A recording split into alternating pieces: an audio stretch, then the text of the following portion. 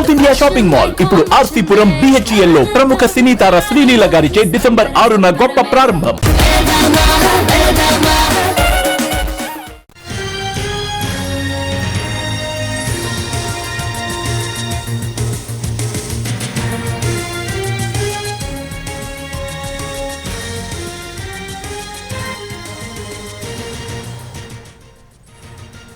ఇవాల్టి నుంచి ఏపీలో 33 రోజుల పాటు రెవెన్యూ గ్రామ సభలు జరగనున్నాయి. ఈ కార్యక్రమంలో MRO, RI, VRO మండల సర్వేయర్ అధికారులు పాల్గొంటారు. గ్రామ స్థాయిలో భూ తగాదాలు, రీసర్వే అవకతవకలకు పరిష్కారాలపై దృష్టి సారిస్తారు. అక్కడికక్కడే ప్రతి భూ సమస్యకు పరిష్కారం చూపుతారు. ఆలస్యమైతే సదస్సుల తర్వాత 45 రోజుల్లోగా తగిన పరిష్కారం చూపాలని ప్రభుత్వం ఇప్పటికే నిర్దేశించింది.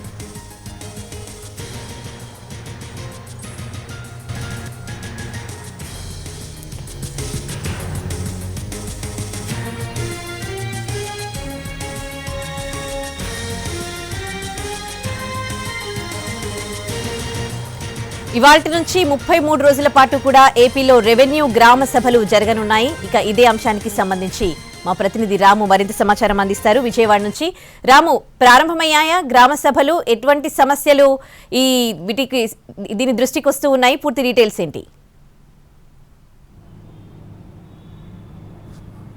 ఉదయశ్రీ, ఈ రోజు నుంచి 33 రోజుల పాటు అంటే వచ్చే నెల 8వ తారీఖు వరకు కూడా రెవెన్యూ గ్రామ సభలు నిర్వహించాలి అని చెప్పేసి నిర్ణయం తీసుకున్నారు. ఇది ప్రత్యేకంగా చూస్తే కనుక భూ ఆక్రమణలు, భూ కబ్జాలు ఏవైతే జరిగాయని ఆరోపణలు వస్తున్నాయో, అలాగే ఎవరైతే తమ ల్యాండ్కి సంబంధించి సర్వే విషయంలో ఇబ్బందులు పడుతున్నాము అని చెప్పేసి చెప్తున్నారో అలాంటి వాళ్ళ కోసం, అలాగే ఇప్పటిదాకా కూడా భూ ఆక్రమణలు, ల్యాండ్ గ్రాబింగ్ చట్టాన్ని ఏదైతే రిపీల్ చేసి కొత్తగా తీసుకొచ్చారో దానికి సంబంధించినంత వరకు కూడా ఇప్పటిదాకా జరిగిన రీసర్వేలో ఉన్నటువంటి ఇబ్బందులు, అలాగే ఒకళ్ళ రీసర్వే చేసిన తర్వాత ఒక్కొక్కసారి వీళ్ళకి సంబంధించిన ల్యాండ్ వేరే వాళ్ళ దానిలో చూపించడం, అది వీళ్ళకి రావడం, ఈ రకమైనటువంటి ఇబ్బందులు ఏవైతే చూపిస్తున్నారో అక్కడ దాకా ఉన్నటువంటి డాక్యుమెంట్లో వచ్చినటువంటి లోపాలు కానీ వీటన్నిటిని కూడా క్లియర్ చేసి భూ తగాదాలన్నింటినీ కూడా పూర్తి స్థాయిలో పరిష్కారం చేయడం కోసమే ఈ రెవెన్యూ గ్రామ సభలు నిర్వహిస్తున్నట్టుగా కూడా చెప్తున్నారు. అయితే ఇది ప్రారంభమైంది. దీనికి సంబంధించి కూడా ఎక్కువగా ప్రతి గ్రామంలోనూ కూడా వాళ్ళ యొక్క పొలాలకు సంబంధించినటువంటి సర్వే పూర్తి కానివి, అలాగే పూర్తయిన తర్వాత వాటికి సంబంధించి ఈ రకమైనటువంటి ఇబ్బందులు వచ్చినవి, అలాగే వారసత్వానికి సంబంధించిన కొన్ని ఇబ్బందులు ఉండి అప్పటిదాకా కోర్టుకు వెళ్లకుండా ఇక్కడికిక్కడ పరిష్కారం చేసుకోవడానికి సిద్ధంగా ఉన్నటువంటి వాళ్ళు, ఇలాంటి కేసులు ఎక్కువగా అయితే ఈ రెవెన్యూ సదస్సుల్లో బయటకు వస్తున్నటువంటి పరిస్థితి అయితే ఉంది. ఇంకొక పక్కన ఎక్కడెక్కడైతే ల్యాండ్స్కి సంబంధించి అంటే ఎక్కువగా అసైన్డ్ భూములకి సంబంధించిన అంశాలే ఎక్కువగా కనిపిస్తున్నాయి.